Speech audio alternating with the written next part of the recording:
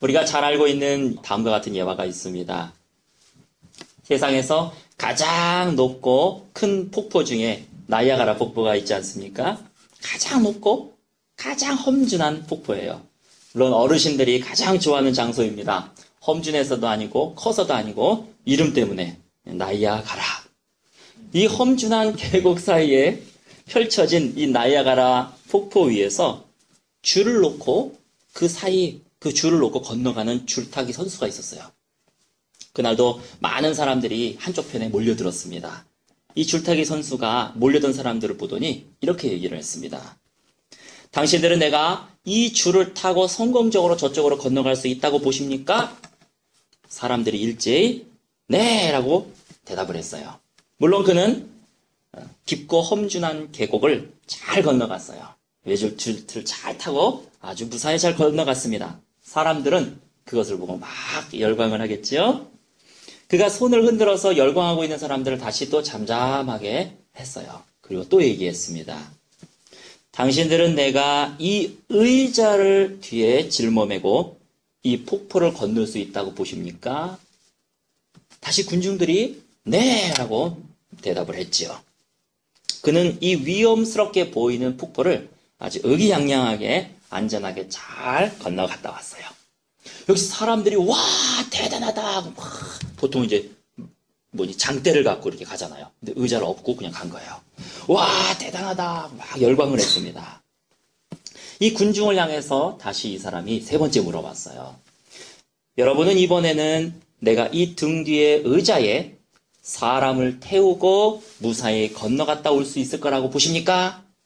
사람들이 일제히 네! 하고 당신은 충분히 할 수 있습니다. 라고 고함을 질렀습니다. 그때 그가 다시 외쳤어요. 그러면요, 누가 내 이 의자에 앉는 지원자가 되겠습니까? 그러자 갑자기 사람이 조용해졌습니다. 아무도 지원하는 사람이 없었기 때문이지요. 겁이 나죠? 우리는 주님의 능력을 믿어요. 주님이 나와 함께 하시면 아무리 어려운 고난도 역경도 충분히 이겨낼 수 있다고 우리는 믿습니다. 내가 사망의 음침한 골짜기로 다닐지라도 해를 두려워하지 않을 것은 주께서 나와 항상 함께 하심이라. 주의 지팡이와 막대기가 나를 안위하시나이다. 내가 외줄을 타듯이 사망의 음침한 골짜기를 다닐지라도 내가 두려워하지 않은 것은 하나님이 나와 함께하고 계십니다. 주의 지팡이와 막대기가 나를 안위하고 계십니다. 우리는 믿습니다. 또 믿는다고 얘기를 합니다. 그런데요, 몸에 병이 생기면 이 치유에 대한 믿음이 없어요. 설사 감기가 걸려도요, 기도하면 이 감기가 날 거라고 하는 믿음이 없어요. 또 은행에 통장에 잔고가 없으면 불안해서 걱정하고 신음하는 것입니다. 도대체 우리의 믿음이 어디에 가 있는 것인가? 하나님은 전능하신 분이라는 것을 우리가 알고 있어요? 압니다. 근데 가슴으로 안 내려온 거예요. 그 전능하신 하나님이 나와 함께 계신다는 것도 알아요. 그럼에도 불구하고 우리의 믿음은 염려와 근심 앞에서는 무용지물이 되는 것 같은 것을 봅니다. 과연 우리 하나님이 전능하시다는 것, 우리가 가슴으로 믿고 있는 것인가? 하나님이 나와 함께하고 계신다는 것, 이걸 내가 가슴으로 믿고 있는 것인가? 그래서 야고보는요, 행함으로 의롭게 된다는 얘기가 아니라 너가 믿음이 있다면, 가슴으로 믿는다면 너는 그 행위를 해야 된다. 그 의자에 올라타야 된다. 이렇게 야고보는 얘기하고 있는 것입니다. 그것으로써 너의 믿음을 증명하라. 이렇게 말씀하고 있는 것이죠. 지난 금요 찬양 기도회 때에도 우리가 증거했듯이 하나님이 나와 함께 하실 때에 나의 모든 일은 다 이루어집니다.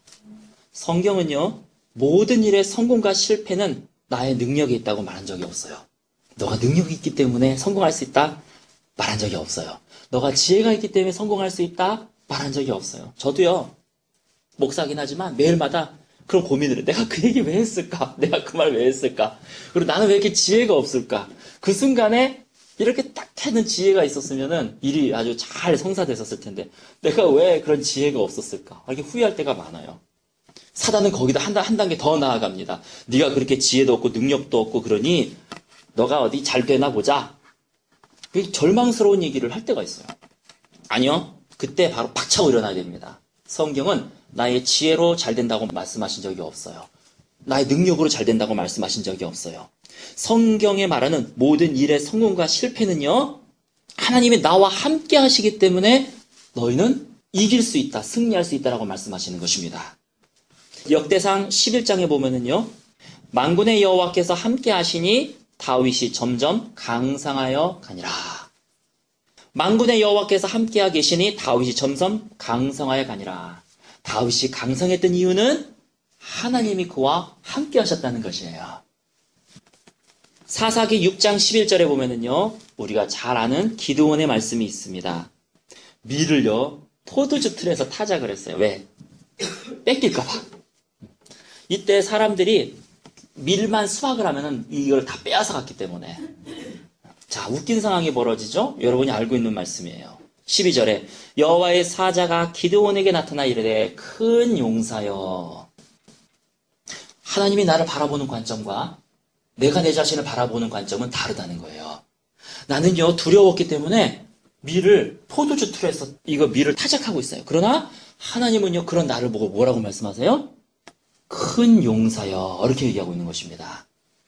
여러분, 옆에 있는 분하고 한번 얘기를 해보세요. 옆에 있는 분에게 큰 용사여 한번 해보세요. 네, 이거 머뭇거리는 거 보니까 왜 그렇습니까? 큰 용사여라고 얘기한 다음에 하나님이 기드온에게 하시는 말씀이 있어요. 여호와께서 너와 함께 계시도다. 그렇기 때문에 우리가 큰 용사라는 것이에요. 하나님이 나와 함께 계시도다. 그러므로 내 자신의 지혜, 내 자신의 능력으로 인해서 여러분 절망하거나 괴로워하지 마시기 바랍니다. 우리의 시선을 내 자신에서부터 돌려서 하나님에게 맞추시기 바랍니다. 나는 내 자신을 기드온처럼 보고 있을지 모르겠지만 하나님은 나를 향해서 말씀하시는 거예요. 큰 용사여. 왜냐? 내가 너와 함께 함이니라. 우리가 잘 알고 있는 요셉도요, 보디발 장군의 집에 팔렸지요. 그는 평생 노예예요. 하나님의 뜻이 이루어질 수가 없어요. 평생 노예입니다. 그러나 창세기 39장 2절에 주님은 뭐라고 말씀하십니까? 여호와께서 요셉과 함께 하심으로. 하나님이 나와 함께 하시기 때문에 내가 비록 보디발 장군의 집에 있는 상황이라 하더라도 우리는 결국 주님께서 국무총리로 만들어주실 것이에요. 또 뭐라고 말씀하십니까? 지하 감옥에 갇혔을 때에 또 성경은 말씀하십니다.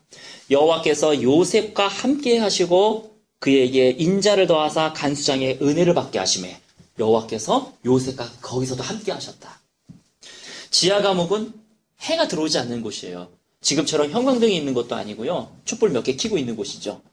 내가 죽을 때까지 이 지하 감옥에서 있어야 되느냐? 아마 보디발 장군의 아내를 원망했을는지도 몰라요.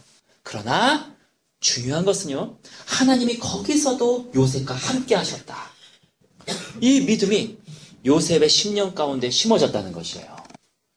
그러므로 결국 그를 국무총리로 주님이 인도하시는 것을 우리가 알고 있습니다. 우리가 알고 있는 말씀 마태복음 28장 19절 20절. 그러므로 너희는 가서 모든 족속으로 제자를 삼아 아버지와 아들과 성령의 이름으로 세례를 주고 내가 너희에게 분부한 모든 것을 가르쳐 지키게 하라. 볼지어다 내가 세상 끝날까지 너희와 항상 함께 있으리라 하시니라. 아멘. 저 어려운 곳으로 네가 선교 나가느냐? 네가 거기서 사역하고 있느냐? 걱정하지 말아라.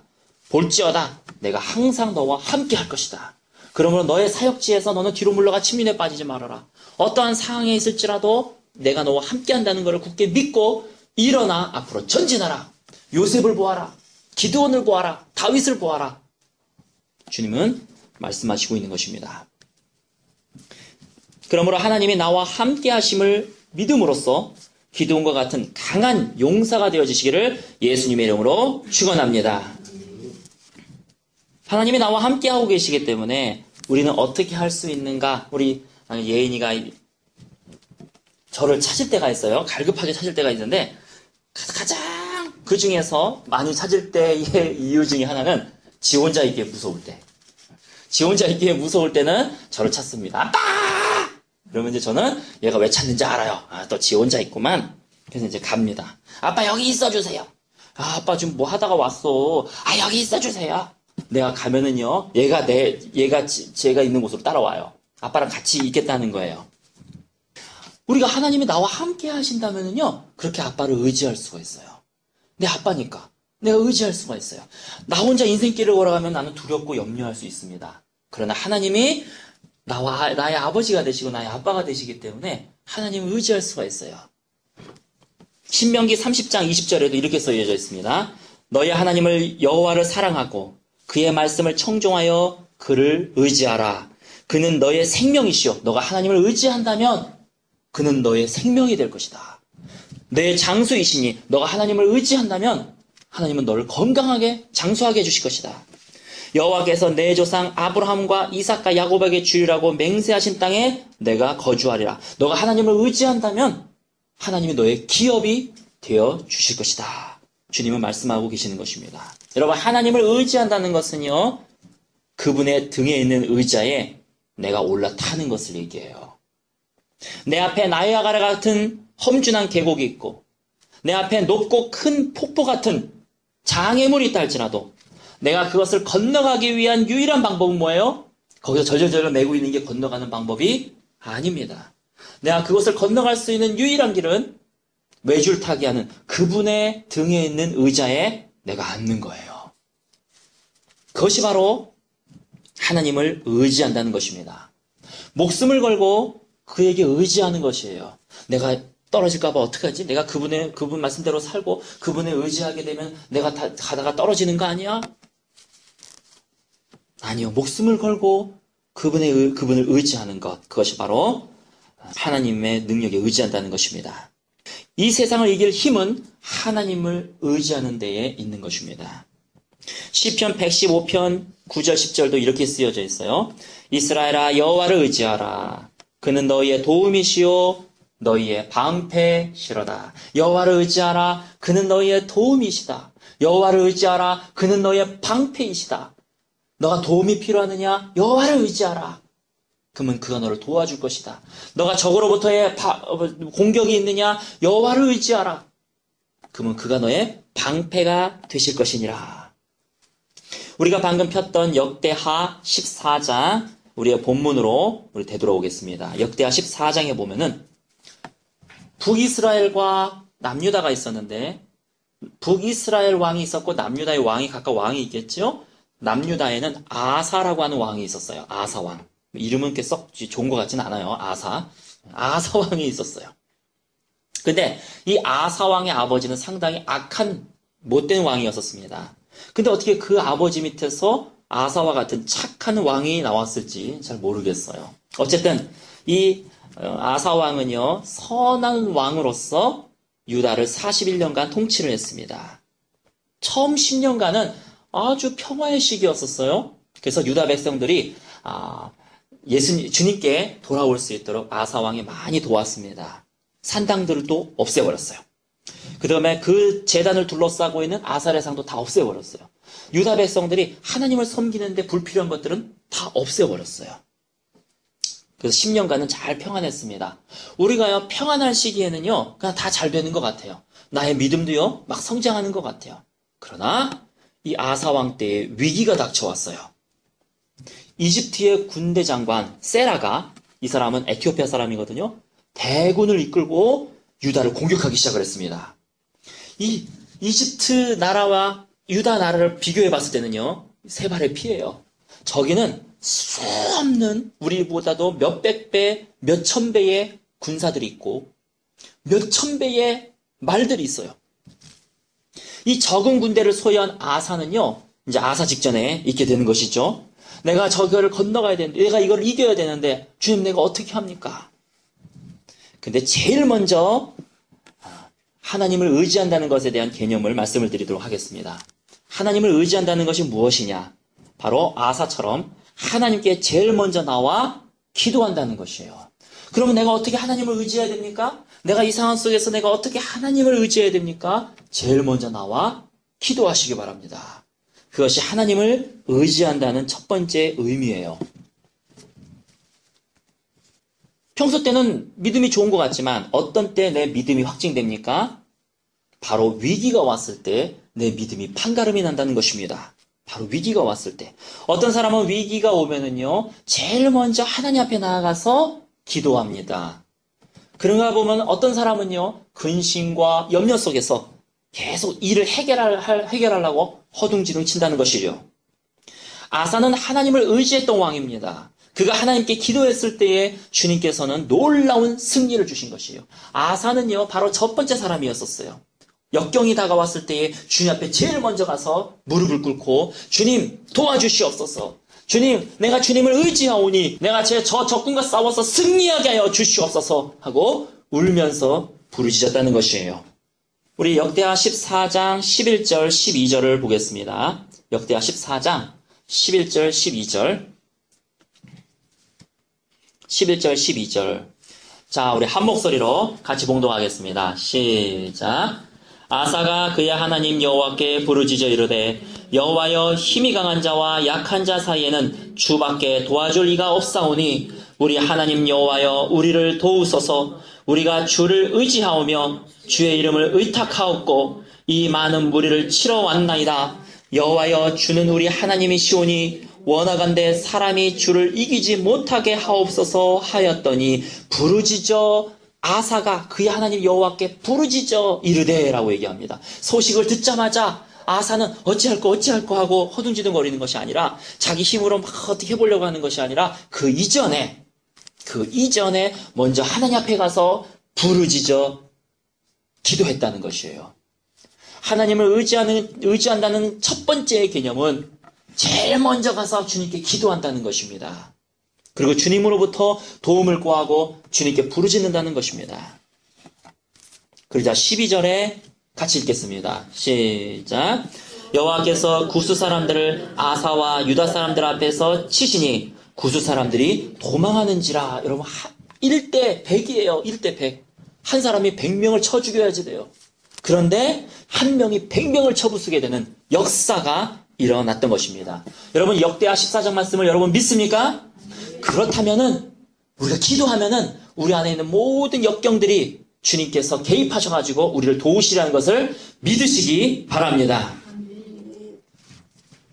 그러자 하나님이요, 선지자 한 사람을 통해 가지고 이 아사 왕을 격려하시고 축복해 주셨어요. 15장을 보겠습니다. 역대하 15장 1절 말씀. 역대하 15장 1절 2절 말씀 우리 한 목소리로 같이 봉독하겠습니다. 시작. 하나님의 영이 오뎃의 아들 아사랴에게 임하심에 그가 나가서 아사를 맞아 이르되 아사와 및 유다와 베냐민의 무리들아, 내 말을 들으라. 너희가 여호와와 함께 하면 여호와께서 너희와 함께 하실지라. 너희가 만일 그를 찾으면 그가 너희와 만나게 되시려니와 너희가 만일 그를 버리면 그도 너희를 버리시리라. 아멘. 아사가 승전해가지고 오고 있었습니다. 그때 이름도 비슷해요. 아사랴라고 하는 선지자가 마중을 나갔어요. 그래서 여호와의 영이 그에게 임했습니다. 그리고 얘기하는 것입니다. 이스라엘아, 잘 들어라. 너희가 만일 그를 찾으면 그가 너희와 만나게 되시려니와. 너가 어려운 역경에 있느냐? 너는 그를 찾아라.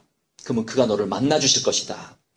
너희가 만일 그를 버리면 그도 너희를 버리시리라. 이렇게 얘기하고 있는 것이, 아사가 여호와를 찾은 것에 대해서 칭찬하고 있는 것이에요. 그리고 앞으로도 계속 하나님을 찾아라. 너가 어려움이 있을 때마다 주님을 찾아라 라고 얘기하고 있는 것입니다. 7절을 같이 읽겠습니다. 7절 시작. 그런즉 너희는 강하게 하라. 너희의 손이 약하지 않게 하라. 너희 행위에는 상급이 있으리라 하니라. 아멘. 그러므로 여러분, 어려움이 있을 때는요, 마음을 강하게 해야 됩니다. 내가 왜 이러지? 탁탁 털고 일어나서 마음을 강하게 하고 손이 약하지 않게 하고 여호와를 찾으시기 바랍니다. 마음을 굳게 잡고 하나님께 부르짖어 기도하시기 바랍니다. 하나님께 매달리시기 바랍니다. 이것이 하나님을 의지하는 길이에요. 하나님을 의지한다는 첫 번째 의미는요, 하나님께 매달리는 것이에요. 하나님을 붙잡는 것입니다. 자기의 힘으로 일을 해결하려고 이리저리 머리를 굴리기 이전에 하나님께 나와 기도하는 것이에요. 주님을 붙잡고 매달리는 것이에요. 어떠한 위기가 있든지 간에 여호와를 찾고 구하면은 하나님은 역사하시고 승리케 하시고 부흥을 주시는 분이시기를 믿으시기 바랍니다. 우리 15장 8절 9절을 볼게요. 8절 9절. 우리 한 목소리로 같이 읽겠습니다. 시작. 아사가 이 말 곧 선지자 오뎃의 예언을 듣고 마음을 강하게 하여 가증한 물건들을 유다와 베냐민 온 땅에서 없애고 또 에브라임 산진에서 빼앗은 성읍들에게서도 없애고 또 여호와의 낭실 앞에 있는 여호와의 제단을 재건하고 또 유다와 베냐민의 무리를 모으고 에브라임과 므낫세와 시므온 가운데에서 나와서 저희 중에 머물러 사는 자들을 모았으니 이는 이스라엘 사람들이 아사의 하나님 여호와께서 그와 함께 하심을 보고 아사에게로 돌아오는 수가 많았음이더라. 아멘. 북이스라엘이 있었고요. 남유다가 있었습니다. 이 남유다 땅에 아사가 하나님이 함께 하시는 것을 봤어요. 누가 봤어요? 이스라엘 사람들이 봤어요. 남한에 있는 대통령을요, 북한 사람들이 봤다는 거예요. 저기 하나님이 함께하고 계시네? 저 아사 왕이 하나님이 함께하고 계시네? 그래서 유다 백성뿐만 아니라 9절에 보면은 에브라임 백성, 므낫세 백성, 시므온 백성, 이 사람들은 북이스라엘 사람들이거든요. 이 사람들이 아사에게 나왔다는 것입니다. 하나님이 함께 하시는 사람은요, 누가 봐도 인정할 수가 있어요. 야, 신기하다. 분명히 사람의 힘으로는 저 계곡을 넘을 수가 없는데 어떻게 저 계곡을 넘었지? 야, 신기하다. 하나님이 나와 함께하고 계신다면 사람들이 그걸 인정할 수밖에 없는 것입니다. 그러므로 여러분, 나에게 있어서 아직까지 이런 간증이 없습니까? 네, 나에게 있어서 아직까지도 저 계곡을 넘어가서 사람들이 나를 인정해주는 간증이 없습니까? 하나님을 의지하시기 바랍니다. 주님을 붙드시기 바랍니다. 주님께 기도하시기 바랍니다. 하나님은 반드시 일당백의 역사를 우리에게 행하실 것입니다. 그래서 우리가 복의 근원이에요. 야, 신기하다. 어떻게 저 유리를 통해서 하나님이 저렇게 역사하셨을까? 어떻게 우리 유승원 집사님을 통해서 하나님이 저런 일을 하셨을까? 야, 저건 인간이 봤을 때는 저건 망할 일인데, 망할 수밖에 없는 상황인데, 야, 저 우리 김인영 집사님을 통해서는 하나님이 저렇게 역사하시는구나. 이거를 어느 누가 보더라도 인정을 한다는 것이에요. 나도 예수님 믿어야지. 나도 주님을 믿어야지. 이게 복의 근원이라는 것입니다. 제가 엊그저께 본 간증을 하나 하고, 중년의 나이이신데요. 대학 때에 총학생회장으로부터 연애편지를 300통을 받은, 그래서 그것을 통해서 결혼한 사람이 있었습니다. 그분은 크리스찬이었어요. 그래서 믿지 않는 자와 멍해를 같이 하지 말라라고 하는 말씀을 듣고 그는 헤어지기로 결정을 했습니다. 내가 300통을 받았어도 이 사람은 믿지 않는 사람이다. 내가 이 사람과 멍해를 같이 할 수가 없다. 그래서 이 말씀대로 따르기로 결정하고 헤어지자라고 통보를 했어요.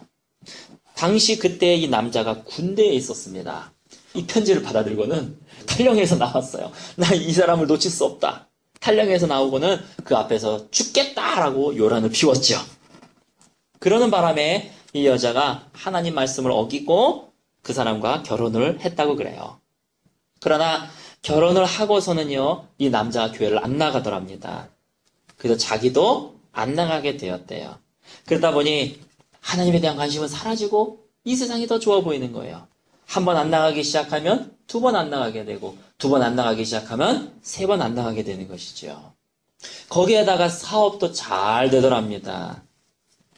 그래서 뭐 별로 어려울 것이 없었었어요. 그런데요, 사람의 마음이 얼마나 간사한지 남편이 이혼하자 대뜸 그러더래요. 자기가 아니면 못 살겠다. 300통의 연애 편지를 주고 군대에서도 탈령하고 죽겠다라고 소란을 피웠던 사람이 이혼하자라고 얘기를 하더랍니다.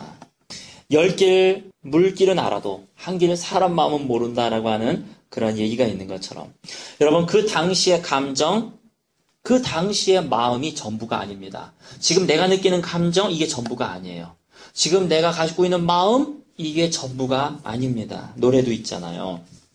나도 나를 모르는데 너가 나를 알겠느냐, 노래도 있잖아요. 여러분, 결정을 하실 때에 그 당시에 자신의 감정으로 결정하지 마시기 바랍니다.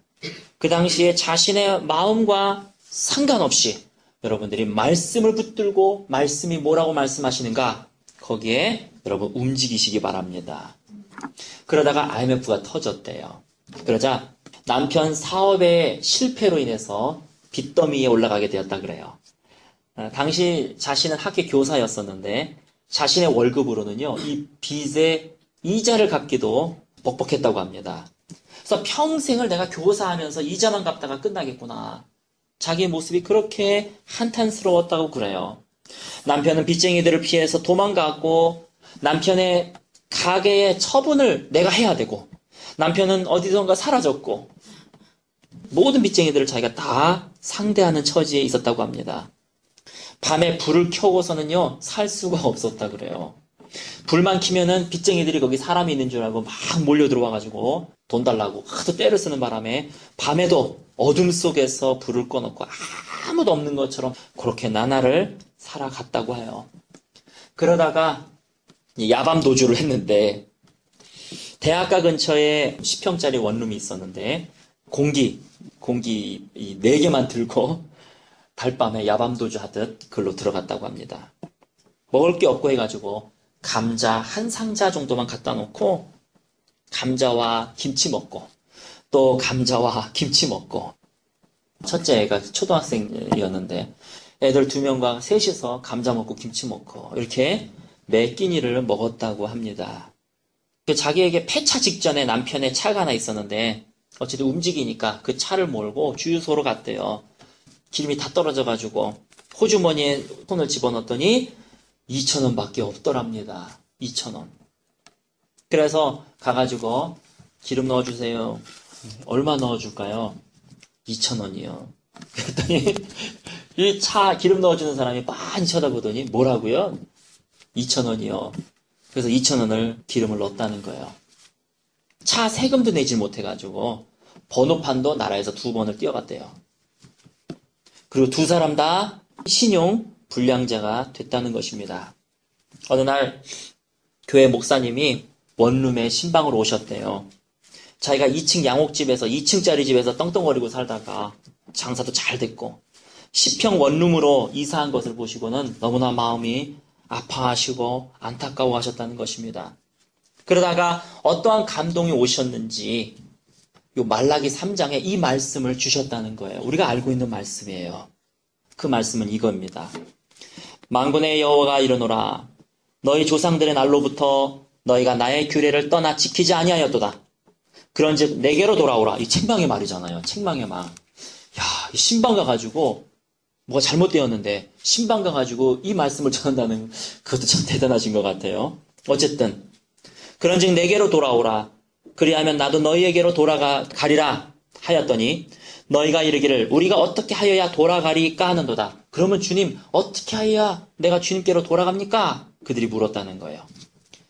사람이 어찌 하나님의 것을 도둑질하겠느냐? 그러나 너희는 나의 것을 도둑질하고도 말하기를 우리가 어떻게 주의 것을 도둑질하나이까 하는도다. 이는 곧 11조와 봉헌물이라. 너희 곧 온 나라가 나의 것을 도둑질하였으므로 너희가 저주를 받았느니라.